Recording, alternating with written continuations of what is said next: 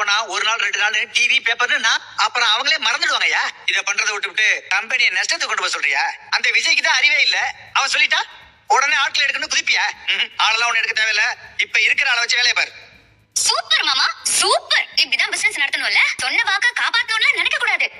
எப்படி கஸ்டமர்ஸ் கிட்ட ரீசனை சொல்லி தப்பிக்கணும் தான் யோசிக்கணும். சூப்பர். நான் சொன்னதெல்லாம் அங்க இருந்து கேட்டுட்டு இருந்தியா? எல்லாத்தையும் கேட்டேன். ஒண்ணு விடாம எல்லாத்தையுமே கேட்டேன். இந்த பார், ஆளுங்கெல்லாம் யாரும் எடுக்க வேண்டாம். கன்ஸ்ட்ரக்ஷன்னா லேட் ஆகுறது சகஜம்தான். இதுக்காக நம்ம நஷ்டப்படலாம் முடியாது. விஜய் ரொம்ப எமோஷனல் டெசிஷன் எடுத்துரு. கம்பெனி நிலைமையை நம்ம யோசிக்கணும்ல. வேலையை கொஞ்சம் ஸ்பீட் பண்ணுவோம். இன்னும் சொன்ன டைமை விட 6 மாசம் ஆகும்னு கஸ்டமர்கிட்ட பொறுமையா உட்கார வச்சு சொல்லுவோம்.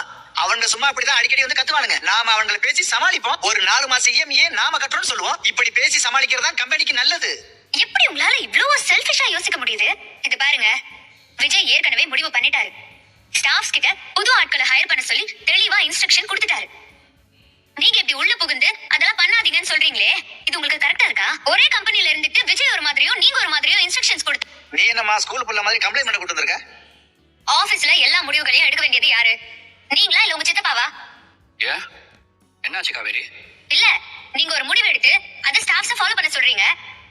பின்னாடியே உங்க சித்தப்பா போய் அதெல்லாம் பண்ண வேண்டாம், நான் சொல்றத பண்ணுன்னு வேற ஒரு இன்ஸ்ட்ரக்ஷன் கொடுக்கறாரு. அப்ப ஆபீஸ் ஸ்டாஃப்ஸ் எல்லாம் கன்ஃபியூஸ் ஆக மாட்டாங்களா? என்ன சித்தப்பா இதெல்லாம்? ஸ்டாஃப்ஸ் கிட்ட போய் என்ன சொன்னீங்க? அவர் சொல்ல மாட்டாரு.